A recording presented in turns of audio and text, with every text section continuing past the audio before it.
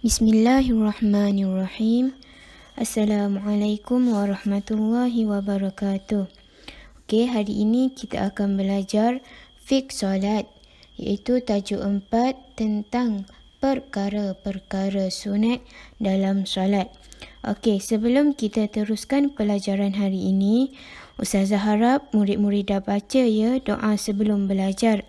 Kalau ada yang masih belum baca doa sebelum belajar, Ustazah minta murid-murid baca dulu doa sebelum belajar, supaya apa yang kita belajar hari ini akan diberkati dan diredai oleh Allah Subhanahu Taala. Okey, untuk pembelajaran hari ini, murid-murid boleh buka buku fiqh solat, buku teks muka surat 15. Okey, bagi hasil pengajaran, pada akhir pembelajaran, Ustazah harap murid dapat menyatakan perkara-perkara sunat hai'ah dalam solat. Yang kedua, murid dapat menyatakan perbezaan antara sunat ab'ad dan hai'ah. Okey, sunat ab'ad kita dah belajar dalam kelas sebelum ni, iaitu kita dah belajar tentang maksud sunat ab'ad dan contoh-contohnya dan cara melakukan sujud sahwi serta bacaannya. Okey, Ustazah harap awak semua masih ingat lagi lah apa itu sunat ab'ad, contoh-contohnya dan cara dan apa bacaan sujud sahwi. Dan tapi Ustazah juga akan sentuh secara ringkas tentang sunat ab'ad pada hari ini. Tetapi Ustazah akan lebih fokus kepada tajuk kita, iaitu sunat hai'ah. Okey, sebelum kita teruskan tentang pembelajaran kita hari ini, iaitu mengenai sunat hai'ah, apa yang dimaksudkan dengan sunat itu sendiri?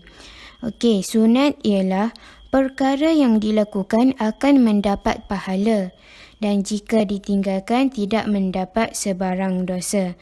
Okey, apa yang dimaksud dengan sunat ialah jika kita melakukan perkara itu, kita akan mendapat pahala. Dan jika kita meninggalkannya, kita tidak akan mendapat sebarang dosa. Okey, seterusnya apa yang dimaksudkan dengan sunat hai'ah? Okey, sunat hai'ah ialah setiap perkara yang jika ditinggalkan, tidak perlu dilakukan atau dikenakan sujud sahwi. Okey, seterusnya kita tengok pada hadis yang telah diberikan, iaitu awak boleh tengok pada muka surat 15 dalam buku teks awak dan awak boleh juga tengok dekat slide ni ataupun dekat video ni. Qala Rasulullah sallallahu alaihi wasallam, "Idza ammana al-imamu fa aminu fa innahu man wafaqa ta'minuhu ta'minal malaikah. Ghufira lahu ma taqaddama min dhanbi." Okey, Ustazah nak murid-murid ikut sekali Ustazah baca. Qala Rasulullah sallallahu alaihi wasallam, "Idza ammana al-imamu fa aminu fa innahu man wafaqa ta'minuhu ta'minal malaikah.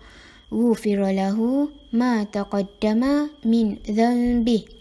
Okey, maksudnya jika imam mengucapkan amin, hendaklah kamu juga mengaminkannya, kerana sesiapa yang ucapan aminnya bersamaan dengan amin malaikah, maka dosa-dosanya yang lalu pasti diampunkan.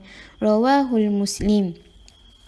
Okey, hadis ini ingin memberitahu kita bahawa jika kita turut mengucapkan amin bersama imam selepas baca Al-Fatihah, ia akan menjadi sebab Allah mengampuni dosa kita yang lepas.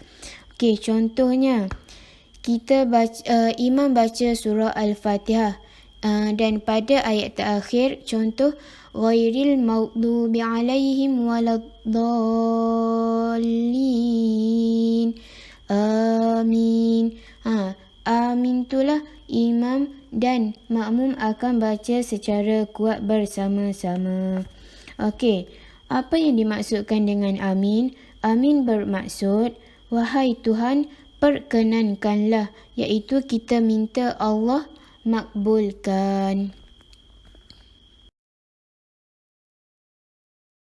Okey, seterusnya kita tengok contoh-contoh sunat hai'ah. Okey, yang pertama, membaca amin selepas Al-Fatihah.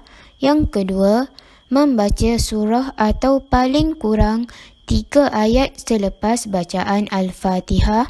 Yang ketiga, membaca solawat Ibrahimiyah selepas tasyahud akhir.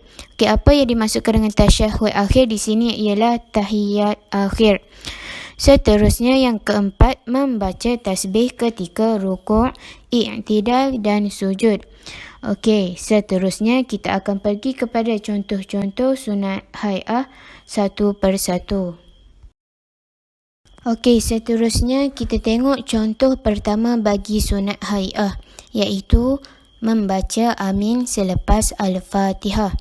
Kita disunatkan menyebut lafaz amin selepas membaca Al-Fatihah dan diucapkan dengan kuat bagi solat yang disunatkan bacaan kuat. Okey, solat apa yang disunatkan untuk bacaan kuat? Okey, solat yang disunatkan untuk bacaan kuat adalah solat subuh dan 2 rakaat pertama bagi maghrib dan isyak. Solat yang disunatkan untuk bacaan kuat adalah yang pertama solat subuh dan yang kedua adalah 2 rakaat pertama bagi solat maghrib dan isyak. Okey, kalau solat zuhur dan asar, kita disunatkan untuk membacanya secara perlahan. Tak kiralah sama ada kita solat tu secara berjamaah ataupun sendirian. Okey, kalau awak perasan imam, tak kiralah imam tu ayah awak ke ataupun imam dekat masjid, dia akan baca kuat untuk 2 rakaat pertama bagi solat maghrib dan isyak serta solat subuh sahaja. Kalau solat zuhur dan asar, dia akan baca secara perlahan. Okey, kan solat subuh dan 2 rakaat pertama bagi solat maghrib dan isyak kan imam baca kuat. So, kita sebagai makmum juga akan baca kuat amin selepas imam selesai baca Al-Fatihah.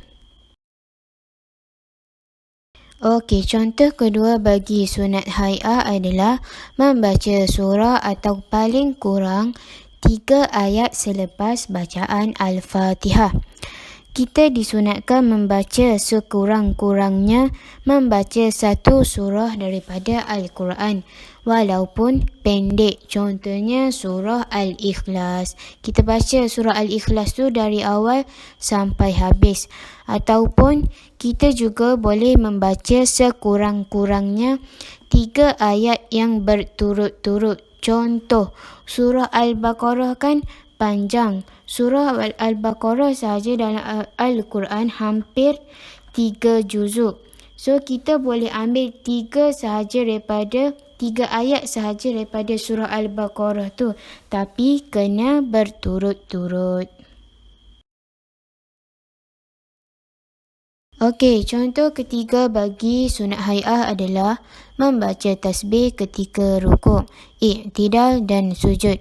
Okey, bagi i'tidal, orang yang bersolat disunatkan mengucap tasbih ketika rukuk, i'tidal dan sujud dengan menyebut. Okey, bagi i'tidal, kita sebut Sami Allahu liman hamidah. Maksudnya, Allah Maha mendengar sesiapa yang memujinya. Okey, bacaan tasbih bagi rukuk adalah Subhana Rabbiyal Azim wa bihamdih. Maksudnya, Maha suci Tuhanku yang Maha agung dengan sifat kepujian. Okey, bacaan tasbih bagi sujud adalah Subhana rabbiyal a'lami wa bihamdih. Maksudnya, Maha suci Tuhanku yang maha tinggi dengan sifat kepujian. Okey, kat situ dia cakap, ketika sujud, adik-adik hendaklah bersungguh-sungguh dalam berdoa kerana ia memungkinkan doa kita dimakbulkan oleh Allah. Okey, Ustazah juga harap awak semua boleh hafal maksud-maksud tasbih ni bagi rukuk, sujud dan iktidal, sebab maksud dia senang je kan. Dan apabila awak ingat maksud dia ni, solat awak akan lebih khusyuk.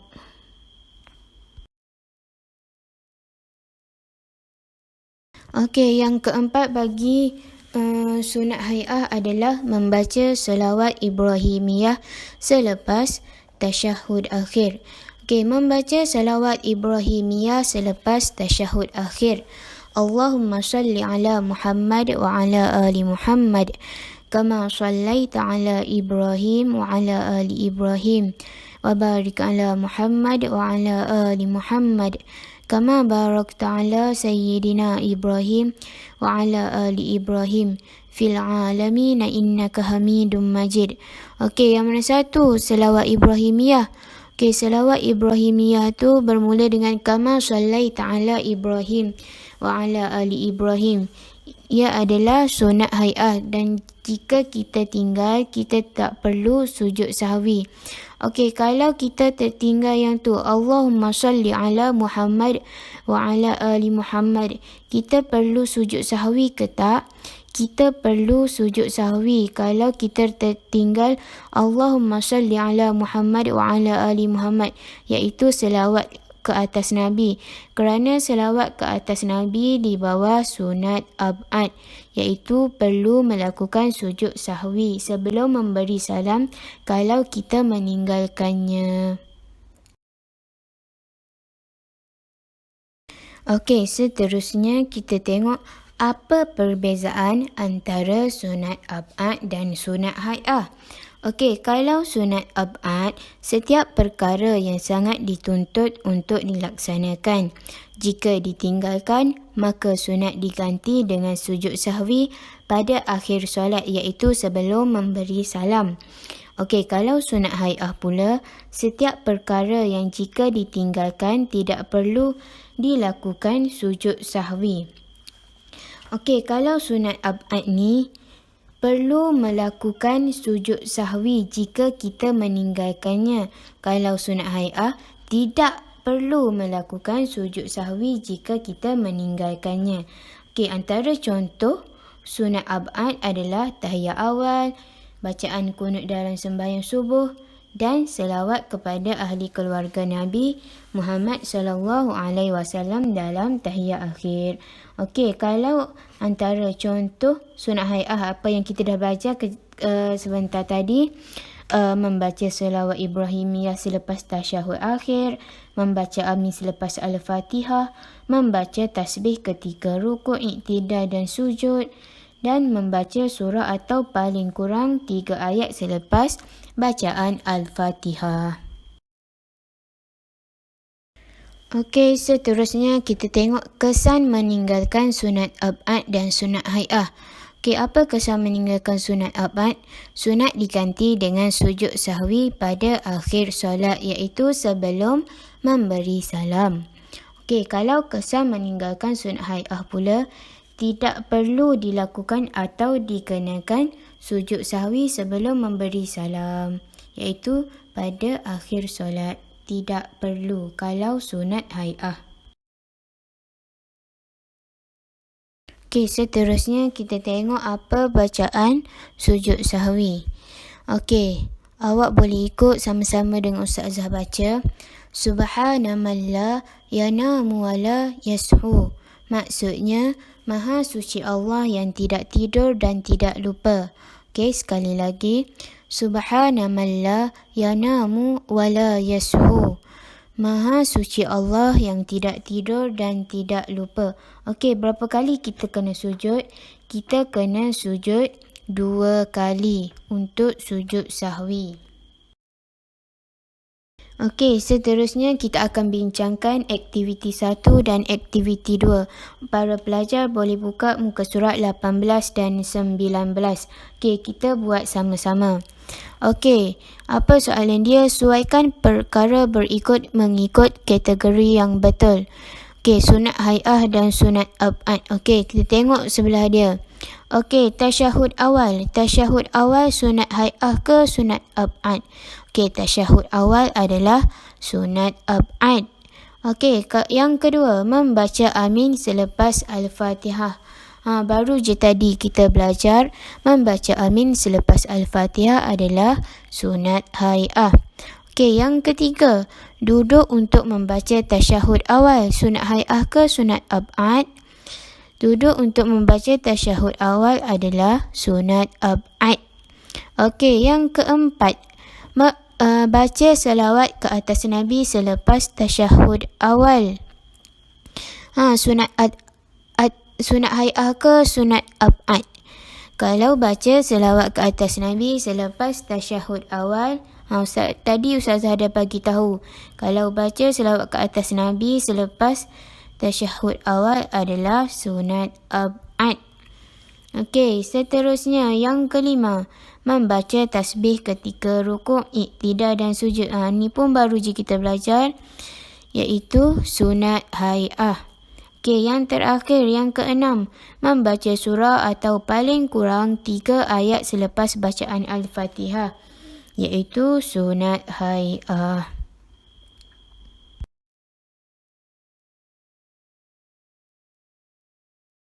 Okey, kita tengok aktiviti yang kedua. Pilih dan bulatkan jawapan yang paling tepat. Okey, yang pertama, tasyahud awal merupakan perkara kosong dalam solat. Okey, apa jawapannya? Sunat ab'ad ke sunat hai'ah ke wajib? Okey, jawapannya adalah sunat ab'ad. Tasyahud awal merupakan perkara sunat ab'ad dalam solat. Okey, yang kedua, membaca salawat Ibrahimiyah selepas kosong antara perkara sunat hai'ah di dalam melakukan solat. Okey, apa jawapannya? Tasyahud akhir ke tasyahud awal ke doa? Okey, jawapannya adalah tasyahud akhir. Membaca salawat Ibrahimiyah selepas tasyahud akhir antara perkara sunat hai'ah di dalam melakukan solat. Okey, yang ketiga, antara berikut yang manakah bukan perkara sunat hai'ah di dalam melakukan solat? Alif, membaca amin selepas Al-Fatihah. Membaca amin selepas Al-Fatihah sunat hai'ah ke sunat ab'ad? Sunat hai'ah. Okey. Ba, membaca tasbih ketika rukuk, iktidal dan sujud. Sunat hai'ah ke sunat ab'ad? Sunat hai'ah. Okey. Ta, baca selawat ke atas Nabi SAW selepas tasyahud awal. Sunat hai'ah ke sunat ab'ad? Sunat ab'ad. Okey, soalan dia nak yang manakah bukan perkara sunat hai'ah di dalam melakukan solat. Jadi jawapannya adalah ta, sebab bacaan solat ke atas Nabi SAW selepas tasyahud awal adalah sunat ab'ad, bukan sunat hai'ah.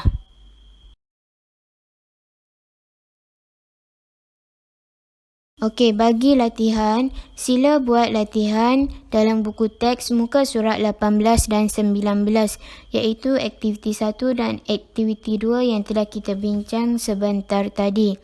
Kemudian, semua pelajar perlu menyiapkan latihan dan dihantar kepada guru masing-masing, kerana latihan tersebut dikira sebagai kehadiran kamu dan pelajar yang tak hantar dikira tidak hadir.